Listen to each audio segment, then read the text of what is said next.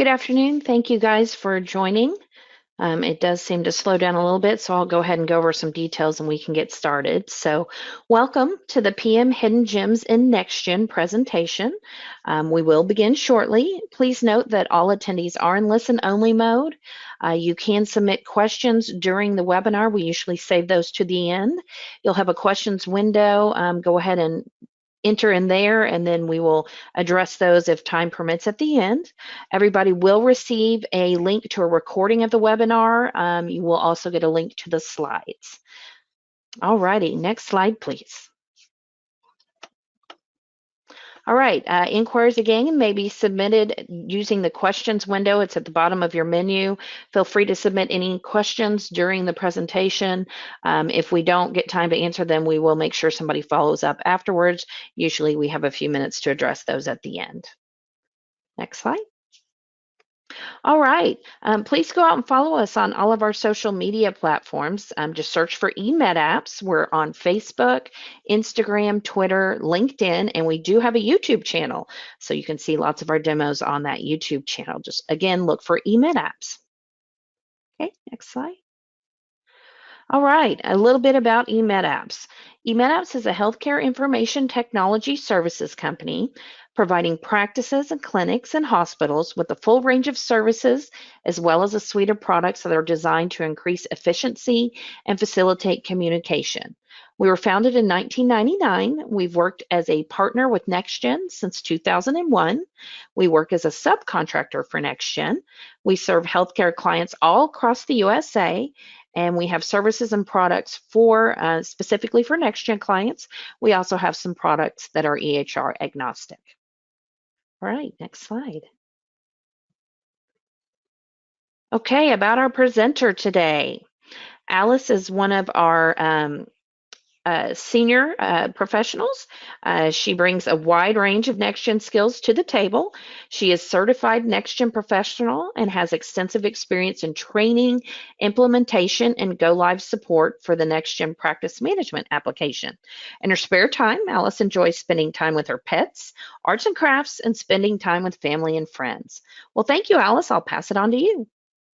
Great, thank you. Hi, everyone. Welcome to the PM Hidden Gems.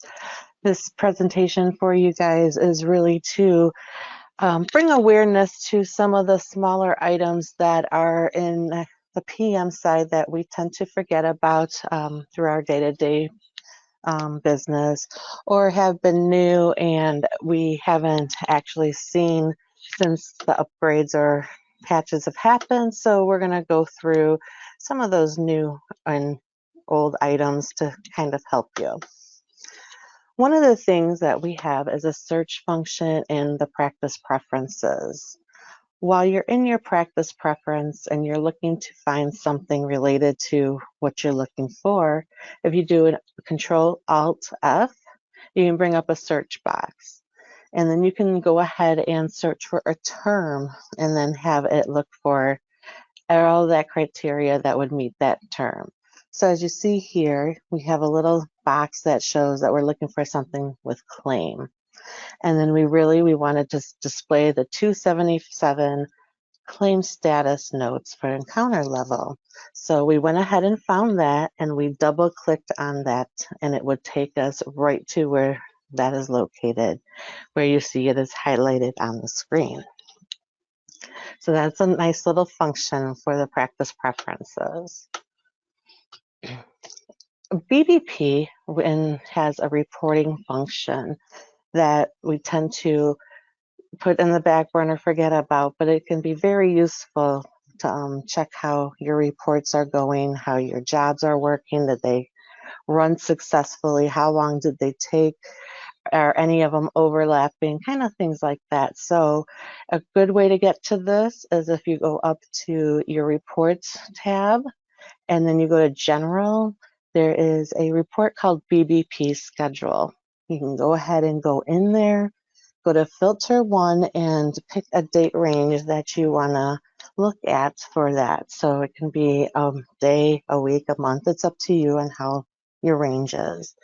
And then at the bottom, you see a little snippet of what the report will look like. So you can tell which jobs failed, what kind of jobs they were, which ones successed, how long it took, and you're able to work through the ones and find out why the failed ones are failing.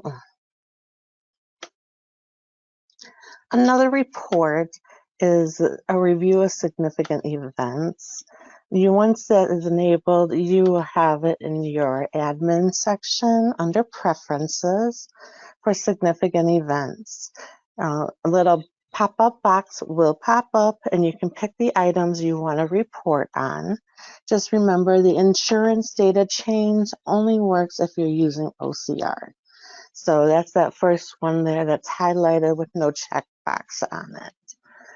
And once you do that, you can go ahead, hit OK, and you can get your significant events report.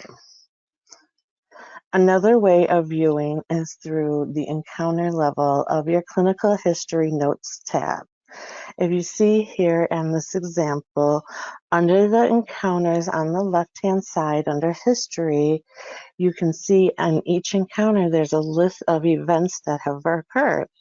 If you double click on them, you can open the box and you can see what actually occurred. It gives you more detailed information, easier able to read versus reading it like this also.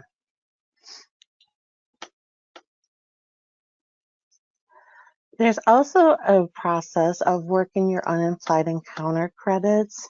There is the report that you can go in and run, but there's also a process to let the system run this for you. So a good way is go over to File, go to Process, and at the bottom of the list is the unimplied encounter credits. And if you go ahead and click on it, the little box will pop up here. And this is where you can work your unapplied encounter credits. It's very important to look at your date range here. You want to make sure your from date range is far enough back that it's going to capture all of your unapplied credits. So that is up to you and your company how far back you want to go, but just make sure it's far enough back. You have these first two radio buttons here work together.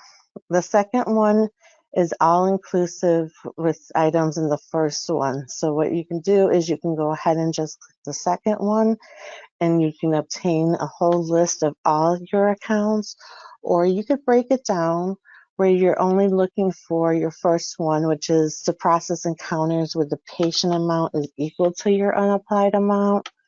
And then on a separate one, process unapplied encounters no matter what the patient, like the patient balance is over 0. Now the third one here is view unapplied with no patient balances. These are accounts that need to be looked up and researched and worked based on the company's policies. These are patients that have unapplied money, but there's no balance to apply this money to. So these would have to be researched. Another thing that we're able to do on the PM is import our clearinghouse 997/999 files. We get them from the clearinghouse and you can upload them and through the BBP and they can process here. And what we can do is manually upload them by going to File, and then you can go to Process. And then these are claim acknowledgements. So we're going to go ahead and click on Claim Acknowledgement Import. From there, we're going to pick the file that we're importing. It is very important to leave this checkbox, Update Claim Acknowledgement Status, checked. If you uncheck that, it is only going to give you a report. It is not going to update the encounters with that information. The same thing can be done with the 277 files, the claim status files that it gets sent back from the payers. So to manually upload these, it is the same process by going to File, Processes, And this time you're going to pick claim status import. With the claim status import, the checkbox is it's opposite. You want to make sure that this is not checked this time. If you check this box, you're only going to get the report. If you keep it unchecked, then it will update your encounters also. So make sure that that is left unchecked. You can actually run reports on these files that have been imported to be able to see what the status for the claims are. And to run that report, all you have to do is go over to the reports and you go to claim requests. Under the claim request, there's filter 1, where you're going to go ahead and you're going to select your process date.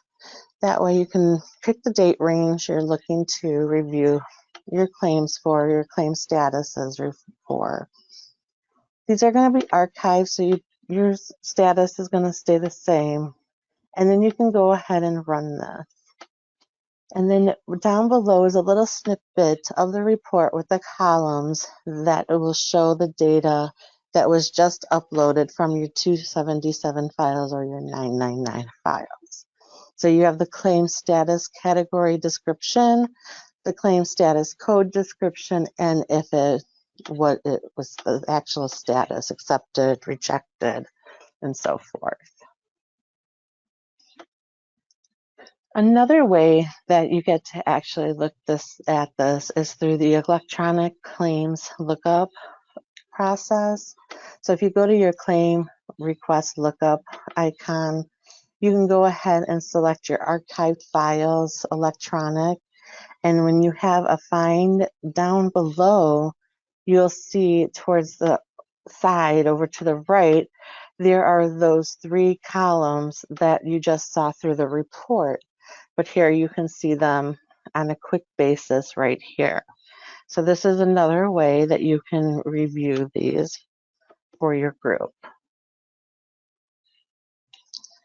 Another way that is available is through the patient's chart. Under the clinical history notes, there's a section here that you're going to look at the encounter note, and it's going to tell you if it's the 277 files. And you can go ahead and open this up to see more detailed information. It would provide you the patient name. As you can see, certain information gets blacked out, but you get your policy information, how much it was billed, and then your status acknowledgments along with that. Also, when you go to the claim request window and you're looking at the claim, over to the right of that claim, you can see the status and then the claim and code description. So there's actually multiple different ways you can see this. You have your reports for the claim status. You have a section on the encounter that uses a claim status. Now this is for the newer versions. And then over in the clinical history notes section, under chart notes, there is also a claim status results section that you can see your statuses and review them in further detail. One of the things that get lost through using NextGen a lot is that there is actually a filter button on your financial screen. So if you're looking for something, and instead of having to open up each encounter here, you can go to the bottom left-hand corner and click on a filter button, and it will pop up this filter section where you can go ahead and search for certain items to narrow down what you're actually looking for. This comes in very handy when you have a lot of accounts that have a lot of date of service and encounter activity on them. The same function is actually also available on the account level. So on the account level in the Encounters Detail tab, on the bottom left-hand corner is the same filter button that you can go ahead and click, and a new box will pop up here that you can search for items to help you locate what you're looking for. One of the other items are statements, that you are able to print an itemized bill statement. When you go to print your statements, you just want to make sure you're entering the criteria needed for that. So if you're looking for a certain date period or date range, you're going to put that date field in. If you're looking for everything, you keep the field out. But then you want to click the button that will generate an itemized bill for you. And then this is what they will look like. These are good for the year ends. A lot of patients call and like to get these itemized statements for the HSAs and items like that, or to submit to for taxes or whichever they need it, but it comes in very handy. One of the things that's good to know is NextGen on the enterprise preferences, we are actually able to archive our letters. So what you want to do in the enterprise practice, at the bottom of, or the center of the general tab, is an archives letter field here. If you click on the drop down, you're going to get different types of letters that you can archive. So if your company is doing all the letters and you want to archive all of them, you're going to want to make sure that it is all checkbox. If you only do certain ones and you're only interested, then you would only select the ones that you did that for. Along with archives letters, though, we can also do archive statements. So under the archives letter box, there is a box here for archive statements that you will go ahead and you would just select archive statements here. You also would be having your EDI files archived. This way it will help us, and I'm going to show you that in a minute, why it's important to archive your EDI files. So go ahead and make sure that you have it marked to archive your EDI files along with that. And here's why we want to do that. When we archive our EDI files, we're actually able to go back into the practice management system and pull these files again to view them or to export them over. So it's a good way to come in here if you're doing a verification. You go ahead and you can just view it. Or if you lost a file and you need to re-export it, this is where you would come to re-export. So the way we want to do this is when we're in the PM, go ahead and click on tasks, and then you're going to want to look up. And the files under lookup is where you're going to go next. So you go ahead and click on files, and it's going to bring up the file search box that we're going to utilize. Under file type, you have multiple different files. You can look up your 277 files, your 835 files, your claim files, your 837s, and then your 999 files, along with any other files types that you might have set here to archive. So once you do that, you can go ahead and also put in a date range and pull up a list of those files here, which you then are able to view here as you see, or if you right click on it, and you can go ahead and re-export those files. Now, one of the other items is creating tasks. You want to make sure to enable the practice preferences for claim edit tasks. So when you do claim edits, it's a great way to have tasks just auto-generate for them and have that worked by the proper person or team. So under practice preferences and under general, you're going to enable the task for claim edits. And then you can see here the task is right here, and it would generate immediately. So once the claim edit hits, it would generate this task immediately. One of the things with tasking also are work groups. Work groups are very important in the event that you have multiple people working in the same type of items and you want them to all have access to a certain category. It could be claim edits, it could be a billing department, it could just be general questions, customer service. It's all depend on what kind of work groups you're looking for.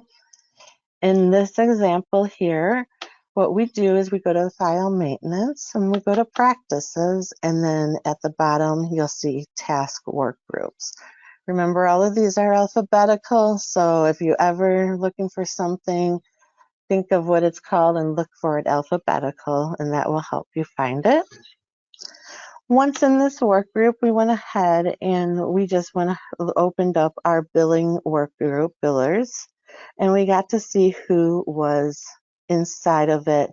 And to add more, all you have to do is click on the yellow box and you can search for users and pull them over to the included user box field. Or if you need to take certain users out, you would just come this in the same way, take them from the included side and move them back over to the left. With the tasking part, one of the great things to do is that you can adjust your autocomplete reasons. You have standard ones, you have ones that you want to create customized to certain things that are going on with your clinic or reasons for certain claims not going through, or whichever completion reason you need. You can go ahead and go to file maintenance and go to your master list, and then you can go to task completion reasons. And you can go ahead and you can create a new one. You can rename one. It's not suggested. I wouldn't rename it unless you want it to rename everything. You can hide them in here too. So you do have options for your completion reasons. And then your completion reasons are going to link back to the task that you are generating. And when you're in your task, and if you go all the way to the auto creation tab, you have default completion reasons, and this is where you want to have a completion reason set up for whichever task it says associated. It could be generic if you're good with a generic, but if you have certain ones you want, then you can go ahead and update that. One of the other great things with the claim task is you can actually attach the task straight to the claim edit. So what you can do is go to your claim edit library and open up that library and look at your claim edits that you have active. And then you can go ahead on the right-hand side at the last column, you can assign a task type to it. So all you would have to do is right-click and go to open, and then you would use your drop-down box to assign the task type for that claim edit. So, and this doesn't have to be done for all claim edits. It's only the ones you determine that it would be done for. So once that claim hits this edit, it will immediately assign this task to the group or person that is responsible for it.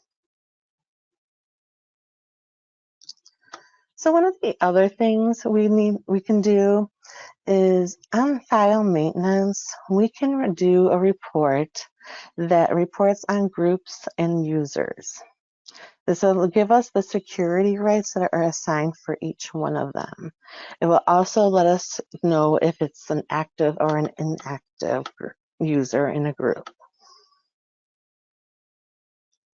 So if we look at the reporting on groups, and you open up that, you can see you go to filter 1, and you're going to select what kind of reporting you want to do it. Is it's going to be system, documents, or templates. You can report on all, or 2, or 1. It is up to you for what you're looking for. And then at the bottom is a little snapshot of what the report will come out and look like based on the columns you've selected. It will let you know what security levels, the access rights, if they have view, add, update, delete. So this is a good way for your groups to know what you're able to do. And then from the groups, we have to be able to report on users. So you can go ahead and click that to report on users. And as you can see, there's no filter 1, but there is a filter 2. You can go in here and you can use a user name or an ID if you know that. You can hide inactive users or only look at inactive, or you can see everything. So based on the kind of items you're looking to run it for, you can go ahead and select those and run your report. And as you see below, there's a little snippet of what a report looks like for a user that is associated with 2 different groups. And we can see that the user wasn't hidden, the user's not inactive, and so we would have our user is active and they run into those 2 groups.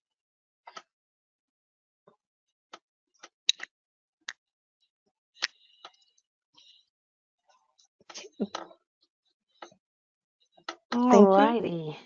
Let me give you a couple questions. Okay, can any of these items be automated?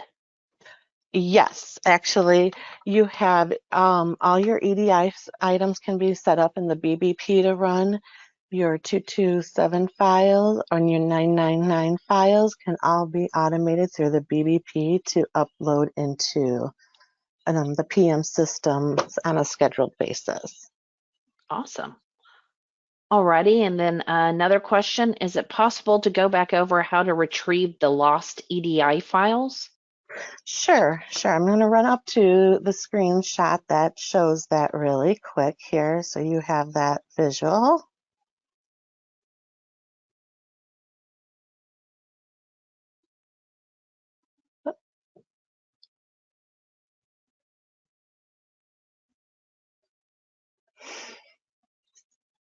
So to obtain the ones where I have lost that screen. I know it's slide 21. Sorry about that. But you go up to File, and then you would go up. You would go up to Tasks. You would go up to Files, and then you would go ahead and you would click on the files or processes. I'm sorry. I know it's. You're going to go to Tasks. There it is.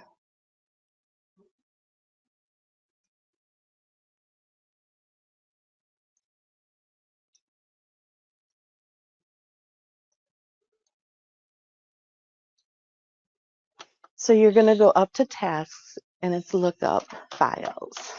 And then you're able to pick your file type that you are looking. So if you're looking to pull a duplicate or a claim file, or you want to make sure a claim file has been ran, you go ahead and pick your 837 claim file along with the date range or the date you're looking for. Click on Find. If you're looking to export that file again, all you have to do is click on the file and then right click on it and go to Export. Okay, gotcha. All right, one other question. Can the system report on inactive users as well as active users? Yes, under the file maintenance for the user groups and the user report, that will let you know if a user is active or inactive, or you can pull it through the filter too just to report on one of those categories. Okay, awesome. That's all I've got. Any other last tidbits you want to share? All Oh, good? I'm doing good, yes. All righty. Well, thank you everyone for attending today. Again, you will receive a email that has links to both the slides and the recording for your future reference. If anybody has any further questions or needs assistance in this area, please feel free to reach out to us. You can reach out to your rep directly if you know who that is, or feel free to send an email to info@emedapps.com. We'd love to give you further assistance if that's needed. And thank you again for attending today. Hope this was helpful, and hope to talk to all of you again soon. Everybody have a great afternoon. Thank you.